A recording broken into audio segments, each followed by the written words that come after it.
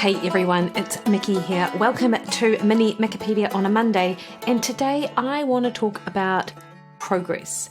Progress and weight loss and managing expectations with reality. And of course, right now, I've got my Mondays Matter cohort for May. They are coming up on their 6th week, so we've got a couple of weeks left to go. And of course, I have various clients that I check in with week to week, and everyone has their own sort of goals and expectations, if you like, around what they can achieve with body composition.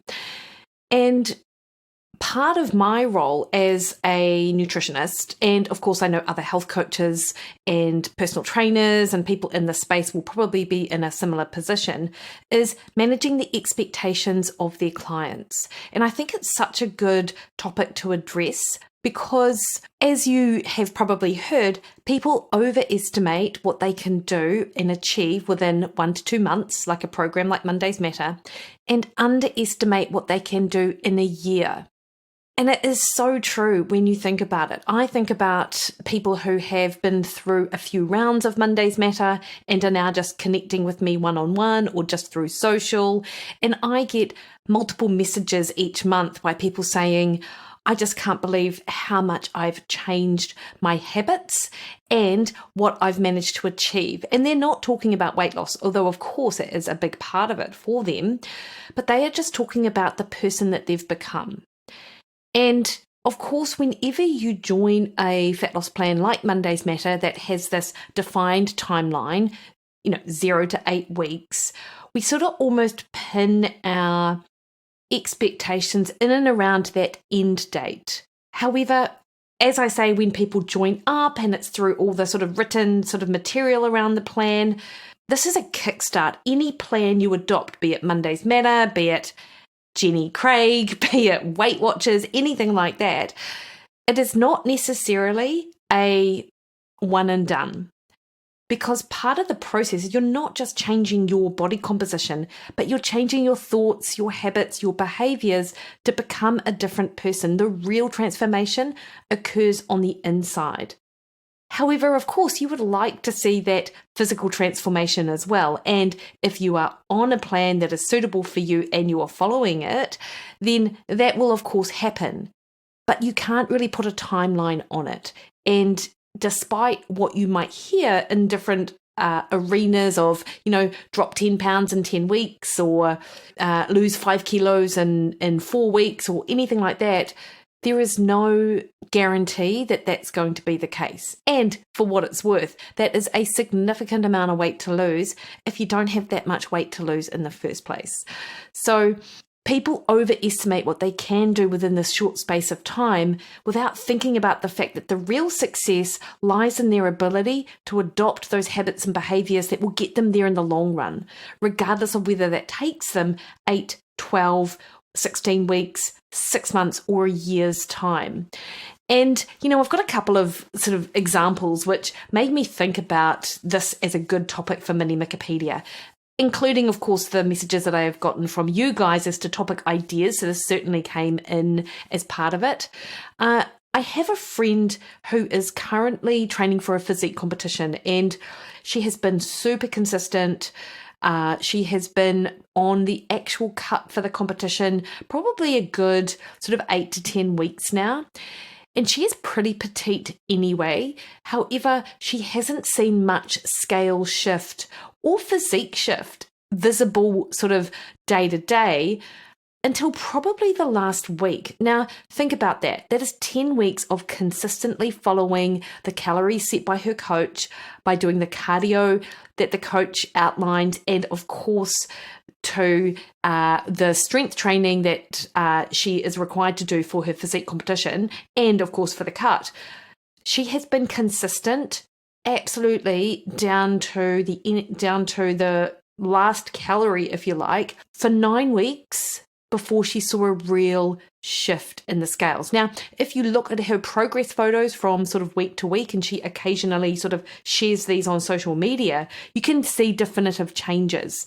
But there was some dramatic shift in this last week, and her and I were just chatting about it earlier, and she walked into the bathroom. She wasn't really thinking about the weight or the scales or anything. And then she sort of did a double take when she saw herself in the mirror. And she's like, oh, wow, where did this come from?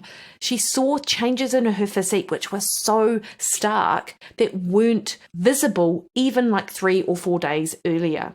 And subsequently, actually 3 or 4 days earlier, she did see a drop in the scales of 1 kilo, which after 4 or 5 weeks of being pretty sort of stable on that weight front, was a significant sort of drop overnight. Now, we will talk about scales and their utility in a minute, but I just thought this was such a good example of how we cannot pin our hopes and dreams on things like scale change, if you like, when it's pretty meaningless. Whereas for her, she of course saw the scale change, but it was several days later before she really got a good look at the physique that she is uncovering in this journey towards her competition. And she sort of said, I felt like I was losing weight, but it wasn't obvious on the scales, but I could just sort of feel it. And it wasn't until I saw myself in the mirror and like, oh yeah, I see that now. This is where it is, of course, managing expectations, but it's about using other tools than just the scales to measure your progress. And for her real success lies in the fact that she has been, as I've said, she's doubled down on the process the entire time. So she couldn't be anything but successful. She also, of course, had to trust her coach, who was sort of determining her sort of calories and determining the cardio that she was doing in order to burn additional calories and all of that sort of thing. And she said, other than, once maybe, late May, I sort of threw my toys a little bit and sort of thought this is not happening. She really just stayed really consistent and true to the process. And it is totally happening for her. Yet you could look at someone else with very similar macros, very similar body size, if you like, or weight, and their experience could be really different. So this is why you just cannot compare what you are going to go through, if you like, on this journey to someone else who is doing the same at the same time or has done it previously, because you just cannot compare this. Everyone's physiology is just so different, and how adaptive and responsive their metabolism is also just incredibly different. Another example I thought about actually when I was chatting to her was another friend of mine. This was a few years ago, actually, like maybe 10 years ago or even more, when we were just embarking on the ketogenic diet from a research perspective at AUT, where I was a senior lecturer, and we were playing around, if you like, and a colleague of mine and his wife decided to do the ketogenic diet over the Christmas break. So it was several weeks before we really saw him, at least, because that's what it's like when you're an academic. You can take lots of holidays. And anyway, he came and he looked quite different. He was a lean guy anyway, but he certainly leaned up. And he said, my wife, she just, nothing is moving with her in terms of her weight. But her ketones, they're reading at about 5 millimoles. Now, a couple of things with this. One is that his wife is a petite woman. She didn't have a lot of weight to lose, so that's first and foremost. So she certainly didn't carry a ton of excess body fat, but she was hoping to lose a little bit of weight with this sort of ketogenic approach, because that was the promise. And the other thing is that a blood ketone reading of 5 millimoles is actually really high. I was just listening to the latest, or the second to latest podcast on STEM Talk, when Dom D'Agostino was talking about ketogenesis and optimal blood ketone levels. And he sort of thinks, anything above sort of 2 is getting up there in terms of how the body's responding to the ketogenic diet. Now, this is a bit of an aside, but of course, from a therapeutic perspective, you want your blood ketones to be high and higher than 5, 6, 7, 8 or whatever, to help with their therapeutic benefit for neurological conditions and things like that. But for your general everyday person, if you get your ketone levels too high, then that could definitely impact on that insulin response, and it could rise insulin. You could dump a lot and sort of crash in relation to these high ketones. But I mean, hey, this was back in the dark ages when we were doing it, early 2010. So it's certainly the idea of this just wasn't even on our radar. So anyway, so we've got my colleague and his wife. He's going great guns. She's certainly getting her ketone levels up there, but her physique isn't changing. But then, just like my previous example, it was like something switched, and then suddenly that weight sort of just melted off her, and she lost 5 kilos, which on a small petite frame was quite significant. Not unhealthfully so, but it certainly was significant, and it was just at almost the drop of a hat. And for whatever reason, it took her body that long to sort of kick into gear with that ketogenic diet. Her blood ketones came down to sort of 1.5, which is what you would expect with a ketogenic diet. That's a good physiological response. And her body just sort of was able to not only sort of produce those ketones, but burn them for energy. Had she, along the course of that, it was probably a good 8 to 10 weeks, had she sort of gone, oh, bugger this, and just given up, she would not have realised the power of a ketogenic diet for her. And that would have been a real missed opportunity. And I guess I'm thinking about these. I mean, they're quite different in terms of, the body composition goals that they were striving to achieve. Obviously, the diet approach is really different. But the outcomes are the same in that the success of their journey really lies in the habits that they are instilling and believing in the process day to day. And this is where people fall down a lot of the time. This is why people do something for 8 weeks and then go back to what they've always done, or let other things sort of slip in because they've reached their goal weight. Whereas to reach a goal weight isn't the marker of success to my mind. It's that adoption of behaviours, as long as they include a lot of the pillars that are required for good health. It's that adoption of those behaviours and the consistency of it. And, I talk about the scales. The scales are not the be-all and end-all. And we've talked about why in a previous mini Mikkipedia episode of why acutely they can change day to day. Anything to do with your fluid or water retention is going to shift that scale up or down. So being mindful of that. But you do need to, and this is a good chance to reiterate, you need to think beyond the scale and think about the reasons why you're doing your diet change in the first place. Because oftentimes when you are successful with fat loss beyond the habits, it's a change in that body composition, which you just can't really measure, or sometimes it doesn't align with the number that you expect on the scale. And even though we intellectually know this, like you can look in a mirror and go, whoa, I look really different, and be super pleased with that, then you jump on the scales and it doesn't show any difference, and you feel totally demotivated. Intellectually, you know that you're changing and you're seeing results, but your brain is just so wired to that number on the scale that it is hard to see past that. You can absolutely change this though, and this is one of the reasons why I really encourage the Mondays Matter crew to use the journal that comes with the plan. But anyone who is undergoing a physical transformation should try and keep in touch with their overarching goal for the reasons why, because it is more than just weight loss. And feeling good and looking good.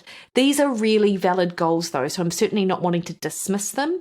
But how do you want to feel? Are the habits and behaviours making you feel this way, despite the fact that the number on the scale has yet to shift or isn't where you would like it to be? So we have to really try and reconcile our emotions. So we have these strategies in place when that scale weight doesn't align with what it should be in our heads. So you're writing down in your journal, you're remembering your why that is beyond the scales. And I can't remember if I've mentioned this or not, but Mel Robbins has an excellent podcast. Anyone who listens to that will know. And I listened to one a couple of weeks ago, which I just loved. And she talked about setting goals and reminding yourself of these goals daily. And the goals that you set, I mean, of course, I'm talking about this in a body composition space, but they're just overarching life goals. It could be, to retire at 50. It could be, I don't know, to go on an overseas trip. It could be to learn surfing, anything like that. And then if you remind yourself of these goals daily, and then what you do is you write them down, whatever they are, write down 5 goals that you're hoping to achieve either in the present or in the future. And then you decide, am I for my goals today or am I against them? You can't be neutral, because to be neutral about your goals is actually being against them. So if you have this physical process that occurs and you're actually thinking about it, then it does mean that you're much more likely to align your behaviors for that day towards the goals that you're wanting to achieve. And this is just such a missed point when it comes to weight loss, because people are only concerned with following a food plan, doing the exercise, jumping on the scales, fitting into those jeans, all of these are all part of the process. But it's only happening because you're changing your habits and you're changing your behaviors. And those are the things that stick with you long after the meal plan has finished. Another thing I actually do want to bring up about weight, and it's about the expectations of reaching a body weight. And often people have a number in their head that is tied up to how they used to look or what they used to weigh when they were younger. Don't forget, you were a different person then. And if I'm thinking about any woman or man that is my age, we are middle-aged. I can't even believe it either. No, cannot believe that I am. In fact, this comes out a day before my birthday. 46. I'll be 46 on Tuesday. That is middle-aged, man. I can't even believe it. I am quite a different person than what I was at 26. So there is just no point in me having down this unrealistic expectation that my weight should be the same as when it was when I was 26. What it took for me to lose weight back then is quite different to the things that I would do now. And that just comes with knowledge, experience, practice, goals, priorities, everything like that. And you should feel that way too. Like your life and your responsibilities would have been so different 20 years ago, even 10 years ago potentially, than what they are now. You've got a career. You can no longer spend hours in the gym. You have to cook for a family. You can't feed yourself rabbit food, breakfast, lunch, and dinner, or as my friend Nikki likes to call it, girl food. And she's not half wrong. And when we put into place these strategies to lose weight, we were way more robust and you could get away with a lot more. You just can't do that in middle-aged. So if you were thinking about fat loss and your your desired outcomes, try, you might have a number in place, but don't attach yourself to that, because oftentimes your body weight is actually higher, or your body weight goal and how you want to look is a bigger number on the scales than what you would have anticipated. And that just comes with sort of experience. And I will also say that we know so much more about the importance of muscle mass than what we did 20 years ago, that it's not just about losing weight. It's about building a strong and resilient body so we can rock our next 40 years, if you like. And I'm not suggesting that no one knew about muscle. Of course, lots of people did, but certainly in the circles I ran with, it wasn't really something that was on the radar. And what I would just finish up with expectations around weight loss is that some people have a very quick response on the scales, and it legitimately is a lot of body fat, actually. It goes without saying, I think, that people with more excess body fat will lose more weight overall, because there is more weight to lose. The closer you get to your desired body fat percentage or way you want to look, the more difficult it is to lose those last few kilos. And a lot of the weight we lose can initially be weight we might not even see. Like it can be sort of visceral fat stored around the organs. This isn't visible to the eye. Might make a minor change to sort of, or, it will make a change to your waist circumference, but it certainly isn't the subcutaneous fat that is on our bums and our thighs and our arms and things like that. So be mindful that your expectation of how quickly you lose weight might be different to what the reality is. And sort of a desired weight loss might be about 0.4 to 0.8% body fat or weight, on average a week, actually. So people will lose faster, but some people will lose slower, because when I'm talking like on average you should lose 0.4 to 0.8% of your body weight, we're speaking in averages and we're speaking in sort of population means, and you are not a population mean. So across the spectrum, again, like I say, there will be people who will healthfully lose weight faster, and there will be people who really can struggle to see a shift in the scales, like my friends that I was talking about earlier, until, of course, something shifts. So you may be that person, or you may just be the person that it just takes a little bit longer. But again, there's no timeline here, hopefully. And hopefully the way you feel is motivation enough to help you continue when you feel that progress is too slow or you're not getting anywhere. So always check in with your why. Why are you doing this? Give yourself reasons to celebrate at the end of every week that aren't related to the scales. So have you, nailed 18 of those 21 meals? Did you work out 5 of the 7 days that you were intending to? Did you manage to hit your step goal 6 days out of 7? All of these things. Did you get to bed on time in order to wake up feeling refreshed? These are really important things. And look, they're not relevant for everyone. Some people don't need goals around that stuff because it becomes natural to them.